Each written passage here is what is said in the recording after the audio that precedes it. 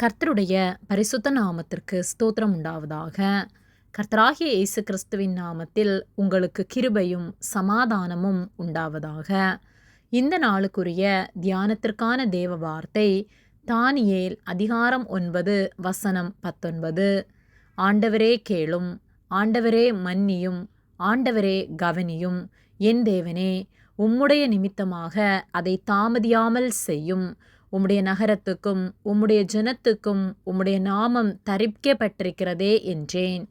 பிரியமானவர்களே, கர்த்தருடைய பிள்ளைகளாகிய நாம் நம்முடைய பாவங்களை கர்த்தரிடத்தில் அறிக்கை செய்து நம்முடைய முழு இருதயத்தோடும் நாம் நம்முடைய தவறை உணர்ந்தவர்களாய் அவரை நோக்கி கூப்பிடும்போது கர்த்தர் நம்முடைய பாவங்களை மன்னித்து நம்மை அணைத்து கொள்வார். இஸ்ரவேல் ஜனங்கள் கர்த்தரை மறந்து கர்த்தருக்கு பிரியமில்லாமல் வாழ்ந்தது நிமித்தமாக அவர்களுக்கு வந்த அந்த போராட்டங்களில் தானியேல் கர்த்தரை நோக்கி கூப்பிட்டான். தானியேல் 9:19 ஆண்டவரே கேளும், ஆண்டவரே மன்னியும், ஆண்டவரே கவனியும், என் தேவனே உம்முடைய நிமித்தமாக அதை தாமதியாமல் செய்யும். உம்முடைய நகரத்துக்கும் உம்முடைய ஜனத்துக்கும் உம்முடைய நாமம் தரிக்கப்பட்டிருக்கிறதே என்றேன் என்று சொல்லப்பட்டுள்ளது. தானியேல் கர்த்தரை நோக்கி கூப்பிட்ட போது கர்த்தர் பதிலளித்தார். தன்னை தாழ்த்தி தன்னுடைய ஜனங்களுடைய பாவங்களை அறிக்கை செய்து கர்த்தரை நோக்கி பார்த்தபோது கர்த்தர் மறு உத்தரவருளினார். கர்த்தர் தம்முடைய தூதனை அனுப்பி தம்முடைய திட்டத்தை வெளிப்படுத்தினார். நம்முடைய வாழ்க்கையிலும் நாம் செய்த தவறின் நிமித்தமாக ஒருவேளை நாம் போராட்டத்தோடு நாம் பிரச்சனைகளை சந்தித்து கொண்டிருக்கலாம்.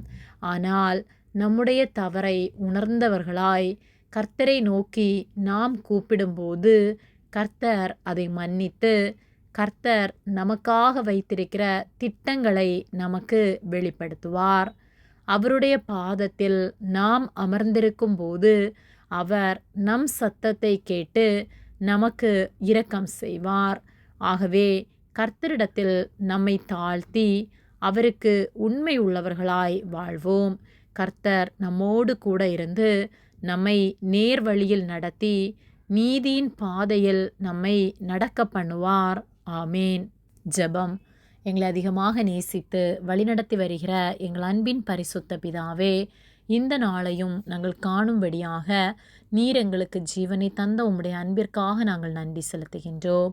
நாங்கள் தியானித்த வார்த்தையின்படியே நாங்கள் ஒவ்வொரு நாளும் உமக்கு உண்மை உள்ளவர்களாய் வாழ, எங்களுடைய பாவங்களை உணர்ந்தவர்களாய் இனி பாவம் செய்யாதபடிக்கு உம்மை நம்பி வாழ உம்முடைய வார்த்தைகளின்படி நடக்க எங்களுக்கு நீர் உதவி செய்யும்படியாய் ஜெபிக்கின்றோம். நீர் எங்களோடு கூட இருந்து எங்களை காத்து நடத்துவதற்காக நன்றி செலுத்துகின்றோம். எங்களை தாழ்த்துகிறோம். உம்முடைய நாமம் மகிமைப்படுவதாக.